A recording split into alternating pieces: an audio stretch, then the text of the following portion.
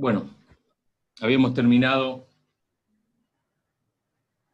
con la configuración de estos mapas de problemas de la imagen que plantea Kevin Lynch en su libro, y que yo decía que suponen un primer alejamiento que marca una tendencia acerca de dónde estaba puesto el foco con respecto a las preocupaciones sobre la ciudad, ¿no? Se empieza a dejar de estar tan preocupado por lo que la ciudad debería ser, y se empieza a estar más preocupado por qué es la ciudad, por lo que la ciudad concreta es y cómo se puede mejorar. Se empieza básicamente, yo diría, a tomar la ciudad concreta, la ciudad real, como un dato de la realidad y no como algo que hay que superar, que hay que demoler y hay que construir de cero.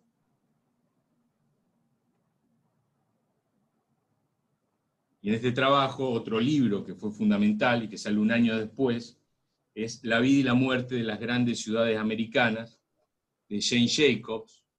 Fue una crítico de arquitectura y del urbanismo, fue periodista, y fue una activista social que comenzó su actividad justamente oponiéndose a los proyectos de construcciones de grandes viaductos, de grandes autopistas que se pensaban en su ciudad, en Nueva York, más específicamente en Manhattan, y que ella veía que eran grandes proyectos que destruían la vitalidad de la ciudad tradicional, ¿no?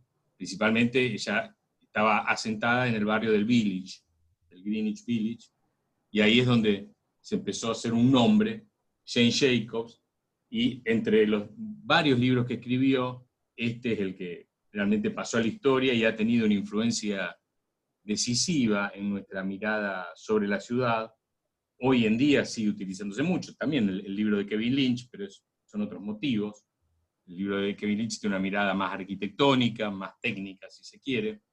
El de Jane Jacobs es una crítica radical y muy fuerte a los principios de lo que es el urbanismo moderno, el urbanismo racionalista del momento, y a las concepciones planificadoras predominantes de aquel momento, y una defensa de la ciudad tradicional, ¿no?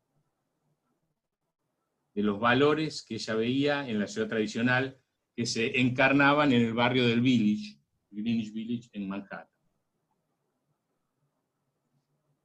La historiadora y crítico de arquitectura y urbanismo François Joët dice que las preocupaciones de Jane Jacobs se pueden agrupar en tres grandes temas: dice, apología de la calle, parques y plazuelas, y funciones urbanas.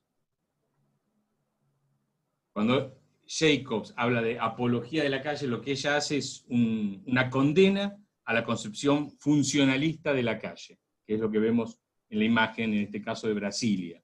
Una idea según la cual la calle es simplemente un eje de circulación. La función de la calle es que podamos movernos, que podamos desplazarnos, pero no es un lugar necesariamente de encuentro. Funciona como una máquina. Está hecho para eso, para caminar o para andar en auto.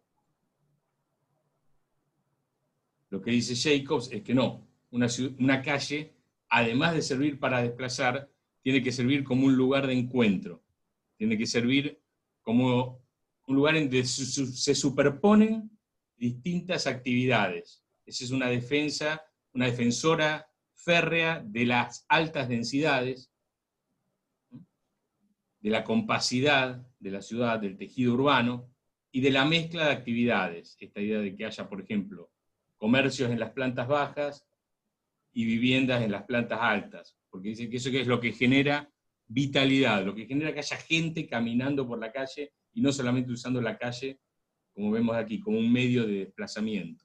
Es importante esa relación de cercanía entre el espacio privado y el espacio público.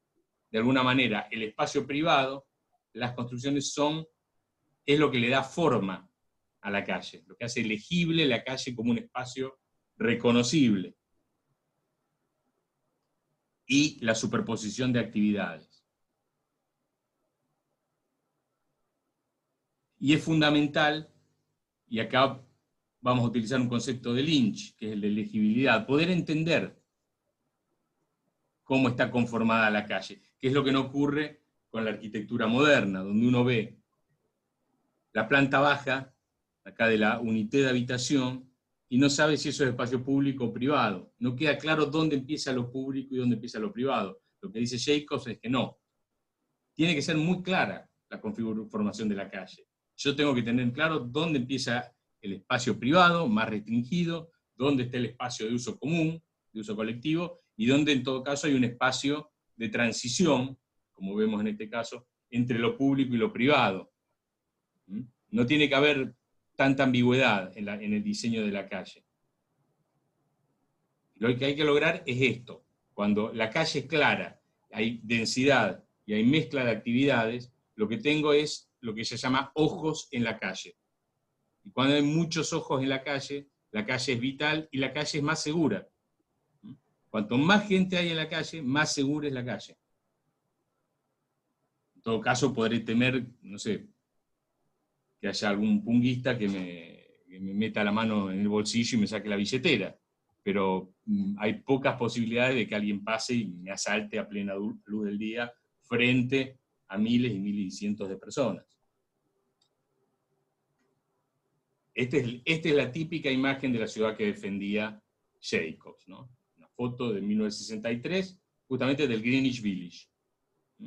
Gente sentada en la puerta de la casa, gente caminando por las veredas, gente haciendo cola para entrar en el Café Wa, en un café mítico de la época, para escuchar algún espectáculo seguramente, autos, personas, un escenario de una gran complejidad. Y lo que ella dice al fin y al cabo es que los arquitectos modernos, los grandes planificadores modernos, no entienden cuál es la naturaleza gregaria del ser humano.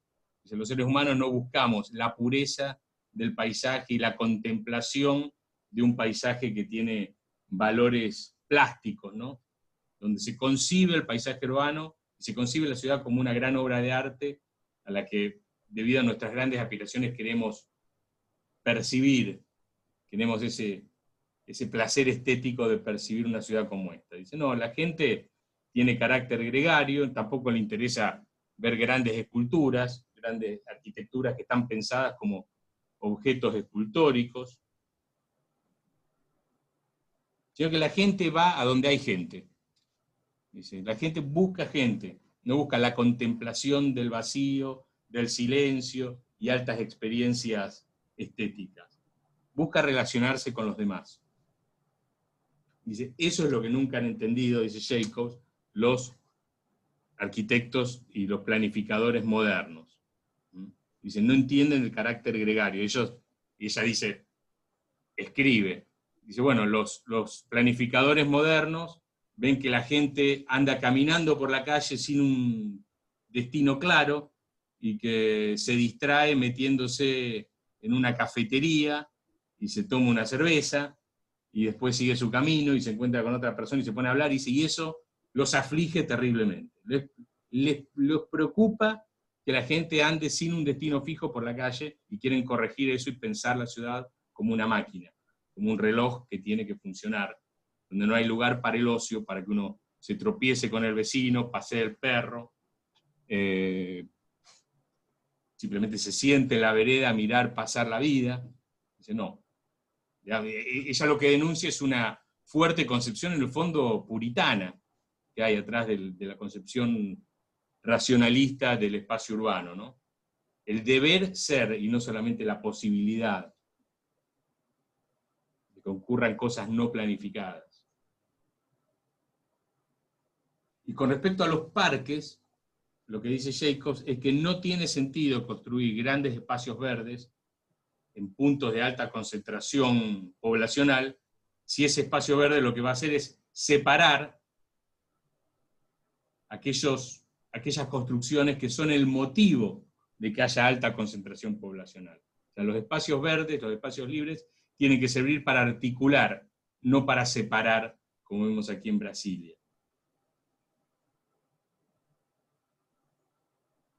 Para esto tienen que servir los espacios verdes. Tienen que ser espacios más acotados y que sirvan para articular las distintas actividades y las distintas personas que trabajan o que viven en los alrededores.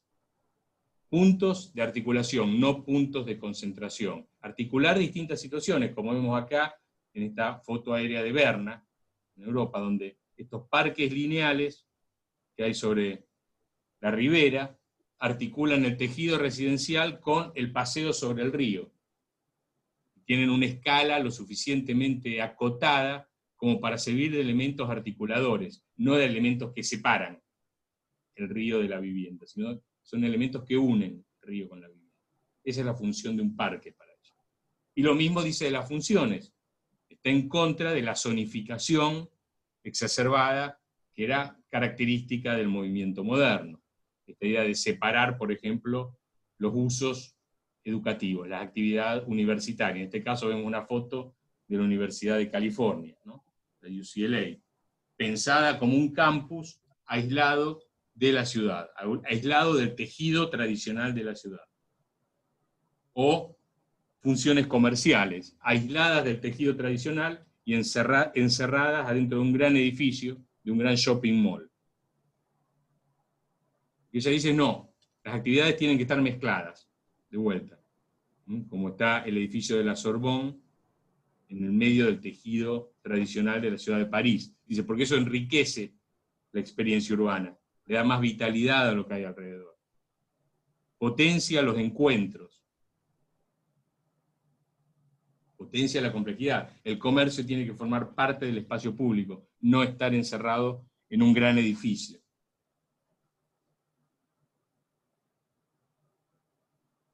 Bueno, yo decía, Jacobs ha tenido una influencia decisiva. Cuando ustedes lean arquitectos hoy en boga como Jan Gehl, se van a dar cuenta de la fuerte influencia que tuvieron las ideas de Jacobs. Yo personalmente creo que han sufrido, no el paso del tiempo, creo que sus ideas están vigentes, pero creo que han sufrido sí una drástica simplificación por parte de los sostenedores de sus ideas.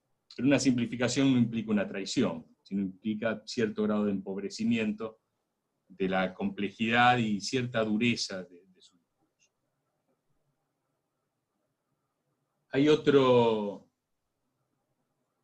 seguimos avanzando en el tiempo en esta organización cronológica, y hay otro artículo, en este caso no un libro, sino un artículo que ha hecho historia en su mirada crítica sobre el urbanismo racionalista, que es un artículo publicado por un arquitecto y matemático, Christopher Alexander, de origen austríaco. En 1965 escribe un artículo que se llama La ciudad no es un árbol, y lo publica en la revista Design, una revista inglesa.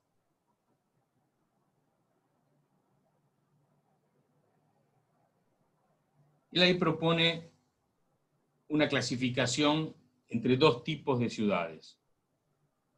Si hay ciudades como las que vemos en la imagen superior, que han ido creciendo con el tiempo, que ha habido planes, pero los planes no han definido de manera taxativa cómo es la ciudad, sino que ha habido distintos planes, a veces han crecido sin una planificación muy clara.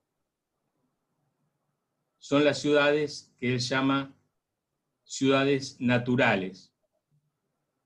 Mientras que hay otras ciudades, como la que vemos en la imagen de abajo, Brasilia, caso paradigmático, que son ciudades que han sido planificadas en su totalidad, han sido proyectadas como proyectamos un edificio, hasta sus más mínimos detalles están pensados de manera priorística. Él las llama ciudades artificiales. Estamos en las mediados de la década del 60, ya se habían construido muchos barrios siguiendo los principios del movimiento moderno. Y él lo que empieza a observar en su artículo, algo que se observaba en el debate del momento, era una profunda insatisfacción de los usuarios de esos entornos urbanos que podríamos llamar, que son entornos que ejemplifican lo que es una ciudad artificial, una ciudad proyectada hasta sus mínimos detalles. Parecería que nos sentimos mejor en las ciudades naturales que en las ciudades artificiales. Quiere decir que hay algo que está fallando. Y cuando él dice la ciudad no es un árbol, y habla de un árbol, no está hablando del vegetal que vemos todos los días, sino que está hablando de una forma de pensar. Dice, un árbol, dentro de su concepción, implica una determinada forma de estructurar el pensamiento.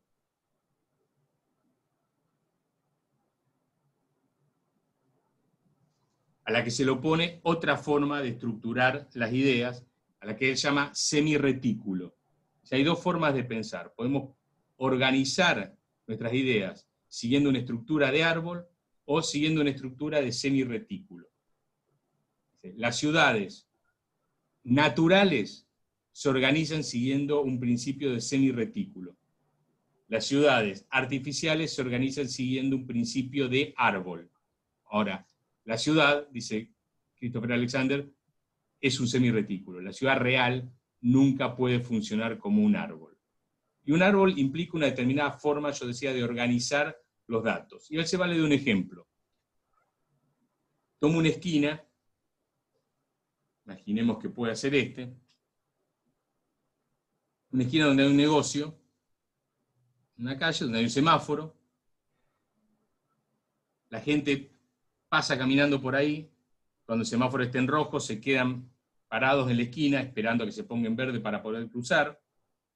Hay algunos que mientras están esperando para poder cruzar, miran los diarios que están expuestos, los titulares de los diarios que están expuestos en la entrada del kiosco. Otros miran y aprovechan, sacan unas monedas, pagan y se llevan un diario. Otros aprovechan y entran y compran caramelos o compran cigarrillos, o se compran una Coca-Cola y siguen caminando. Otros pasan de largo. Ahí se produce una interacción entre los peatones, los clientes, el dueño del bar, los autos, etc. Todo esto conforma un sistema que está armado. Un sistema es un conjunto de elementos que funcionan de manera articulada. En este caso hay elementos fijos y hay elementos móviles. Los elementos fijos del sistema son la vereda, la calzada, el semáforo, el edificio donde está el negocio, los estantes en donde se colocan los diarios, los estantes en donde se colocan las golosinas, el mostrador, el cartel, el reloj que vemos arriba, todos esos son elementos fijos. Y hay elementos móviles, que son las personas, los automóviles, los diarios que entran y salen y la gente se los lleva, o los productos que la gente compra en el kiosco, los billetes o las monedas que salen de la billetera de los compradores, también son elementos móviles del sistema, los impulsos eléctricos que hacen que cambie la luz del semáforo, son elementos móviles del sistema.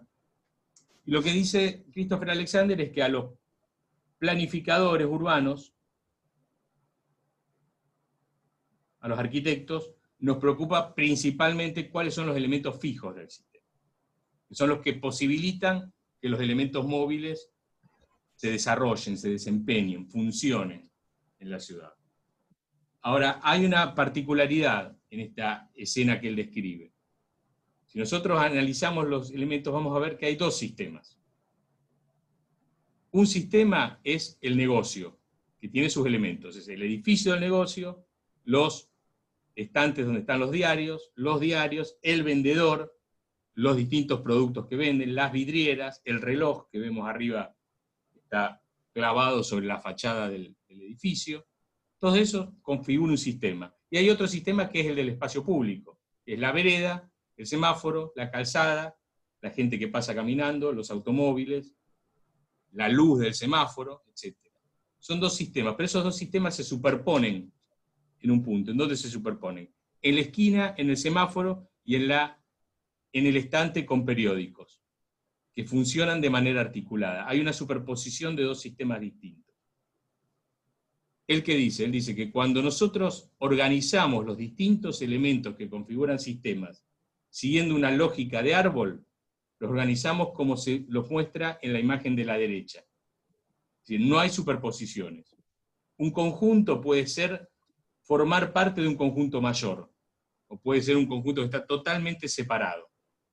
Ahora, cuando pensamos la ciudad, o pensamos un sistema, con una lógica de semirretículo, lo que estamos pensando como nos muestra la imagen de la izquierda. Empezamos a reconocer esas superposiciones, esos espacios de encuentro entre distintos sistemas. Y reconocemos que esos espacios de encuentro entre distintos sistemas son nuevos sistemas. ¿Esto qué quiere decir? Si vamos a la imagen anterior, si organizáramos los elementos de los distintos sistemas que conforman esta imagen con una lógica de árbol, veríamos dos sistemas, básicamente. El sistema del negocio, del espacio privado, y el sistema del espacio público. Cuando empezamos a organizar los elementos con una lógica de semirretículo, vemos tres sistemas. El sistema del negocio, el sistema del espacio público, y el sistema donde se superponen los dos sistemas anteriores, que emerge como un nuevo sistema. O sea, empezamos a tener una mirada más compleja de la ciudad. Y lo que dice Christopher Alexander, en un artículo que invito a leer, se puede encontrar por internet, yo estoy haciendo una explicación muy rápida y muy simplificada, es que nosotros, para orientarnos en una ciudad, de manera intuitiva vamos reconociendo estos sistemas y subsistemas. Los reconocemos, y reconocemos cuáles son los elementos fijos y móviles. Y cuantos más sistemas y subsistemas reconocemos, mayor es nuestro conocimiento y nuestro entendimiento de lo que es un sistema urbano. Ahora, ¿cuál es el problema? Dice Christopher Alexander, dice, bueno, que la mayoría de las nuevas propuestas urbanísticas, de los grandes proyectos urbanos, organizan la ciudad como un árbol, no como un semirretículo. No reconocen estos puntos de intersección que hacen que la ciudad sea algo tan compleja. En el fondo, un semirretículo supone un modo de organizar un sistema mucho más complejo que el que supone un árbol. Donde hay un tronco, hay ramas y hay hojas. Si queremos entender la lógica del árbol es esa. Una hoja no puede pertenecer a dos ramas, pertenece a una sola rama. Y una rama no puede pertenecer a dos troncos, pertenece a un solo tronco. Mientras que en un semirretículo las superposiciones son mucho mayores, son estructuras mucho más complejas. Y lo que dice Christopher Alexander es que cuando se proyecta una ciudad, se la está proyectando como un árbol. Y él analiza en su artículo distintos proyectos que estaban en boga, que estaban en la boca del debate urbanístico del momento, como el Plan de Londres, de Abercrombie, organiza el territorio con una lógica arbórea, un proyecto que vimos la clase pasada, el Plan de la Bahía de Tokio de Kenzo Tange, también organiza el espacio urbano con una lógica arbórea, el Plan de Brasilia. Y en el fondo dice, bueno, la lógica de árbol se corresponde con una sociedad tradicional, ¿no? Con sociedades estáticas, muy poco complejas, donde había jerarquías muy claras, pero en una sociedad abierta, mucho más compleja, donde se entrecruzan las distintas jerarquías, de manera tal que uno está en el vértice de una jerarquía en un sistema, pero está en el fondo en otro sistema. ¿No? Dice, la lógica arbórea no es adecuada para organizar una sociedad tan compleja como la sociedad contemporánea. Ahora, ¿cuál es el problema? Dice Christopher Alexander, dice, bueno, ¿por qué los arquitectos o los planificadores modernos intentan organizar las ciudades como árboles? ¿Por qué? Porque son maniáticos del orden. Dice, no, en realidad es que nuestro cerebro no está preparado para lidiar con la complejidad. Nosotros, por las propias limitaciones de nuestro cerebro, entendemos la ciudad como si fuera un árbol. Simplificamos la realidad que percibimos y la organizamos en nuestra cabeza con una lógica de árbol. ¿Cómo se puede solucionar esto a nivel de la planificación urbana? Bueno, no lo sabe todavía Christopher Alexander, o no lo sabía, o creía no saberlo, en 1965. Años después, él va a seguir escribiendo y en su libro Un lenguaje de patrones va a proponer por otro camino una forma de solucionar el problema del diseño de la complejidad en una ciudad. Pero bueno, ese libro no es objeto de esta clase por una cuestión cronológica, tal vez hagamos alguna referencia a los otros trabajos de Christopher Alexander en otro momento. En ese momento lo que él hace es una crítica al modo en que se estaba entendiendo la ciudad.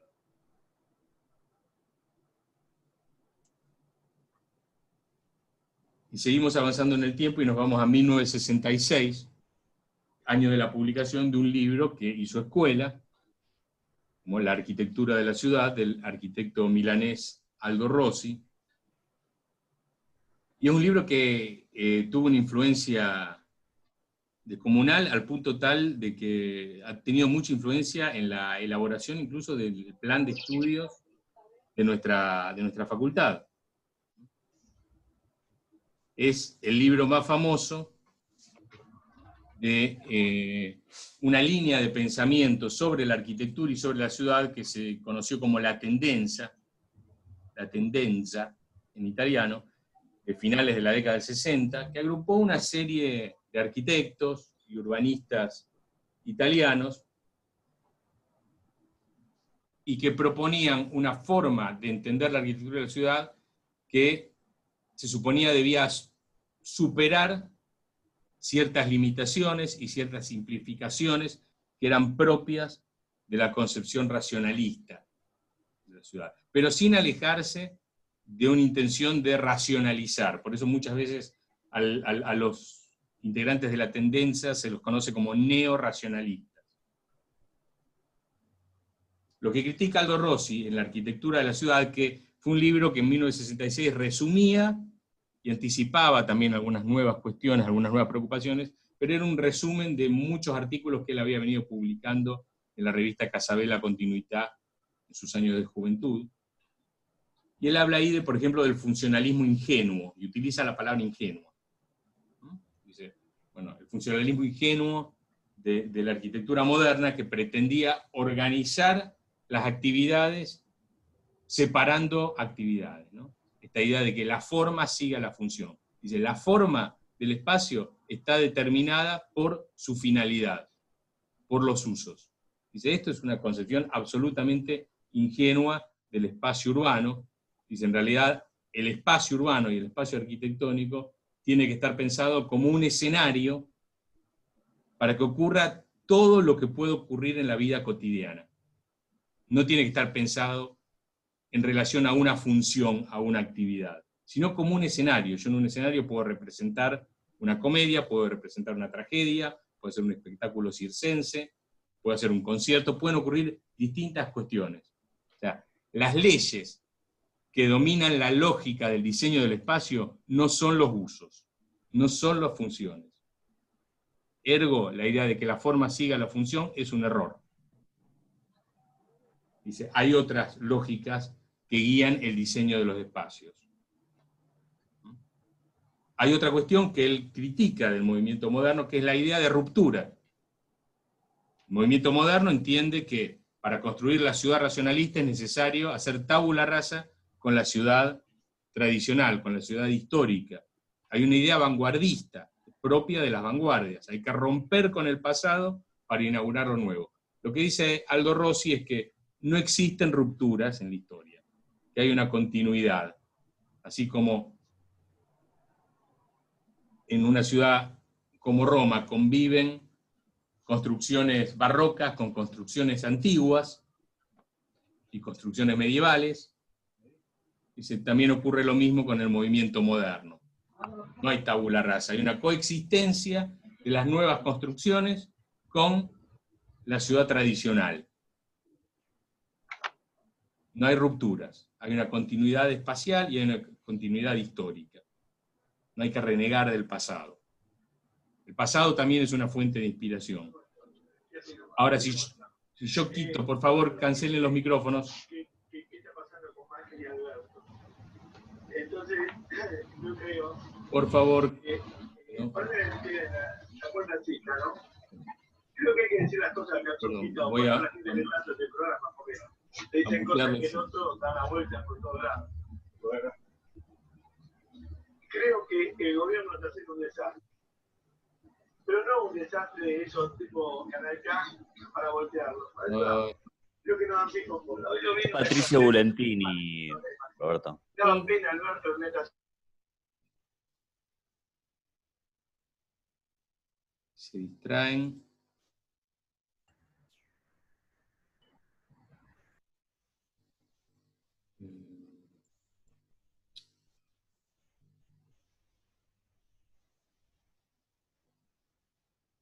El problema es que no puedo ir a la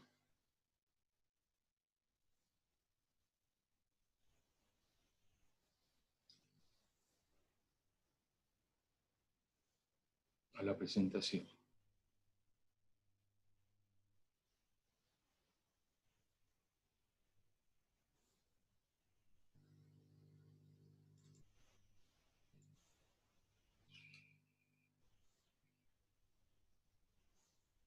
Ahí está.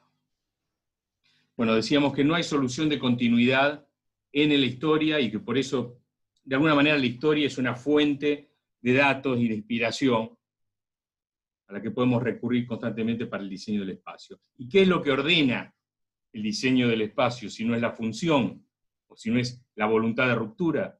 Las tipologías.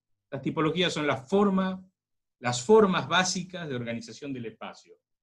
Claustros, galerías, espacios centrales, las naves, las distintas tipologías arquitectónicas de la historia que se repiten y que tienen independencia. Él habla de la autonomía de la arquitectura. Estas tipologías son autónomas con respecto a las funciones. Son los elementos, son las formas que nos permiten organizar el espacio arquitectónico con independencia de las actividades. ¿Qué es lo que vemos en la realidad, de alguna manera también, ¿no? Hay edificios que están proyectados como viviendas y después se terminan utilizando como bares o como consultorios. La función cambia, pero el edificio, como hecho físico, permanece. Y hay otro concepto que él introduce en el libro, que es el fenómeno de la permanencia. Dice, la arquitectura es el dato último verificable de una sociedad, de una civilización, y es lo que nos permite conocer de una civilización. ¿Qué es lo último que queda de la Roma antigua? Edificios como el Panteón. La sociedad desaparece, pero el edificio, la arquitectura permanece. Eso quiere decir que hay una independencia. Dice que hay una cierta autonomía disciplinar, una autonomía de la arquitectura con respecto a la sociedad. Así, las grandes propuestas arquitectónicas de Aldo Rossi terminan teniendo esta imagen un poco esencialista, simplificadora, si se quiere, donde se recurre a las tipologías tradicionales, edificios con techos a dos aguas, grandes torres, galerías. No hay un intento por romper con la tradición, sino más bien reinterpretar la tradición a un lenguaje moderno.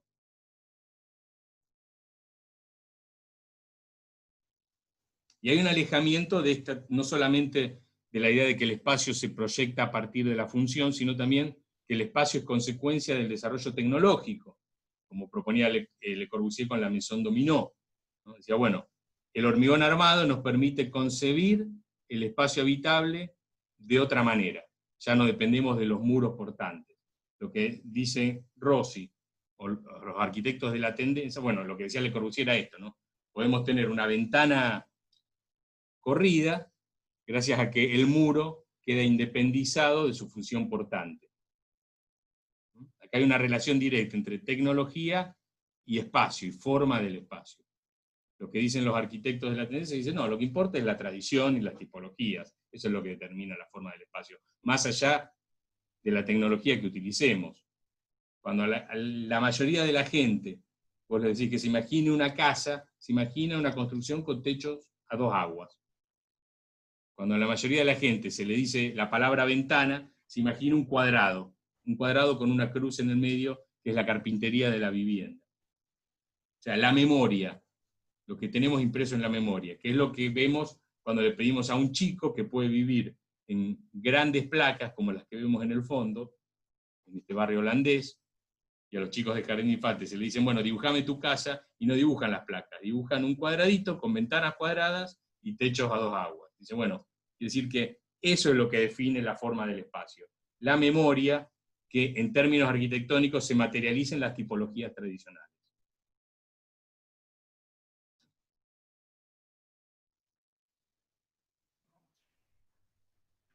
Y hay una unión, y acá sí hay una continuidad con respecto al movimiento moderno, una unión entre arquitectura y ciudad. Corto aquí y volvemos a entrar y ya casi cerramos, porque para no quedarme con la palabra. Ok.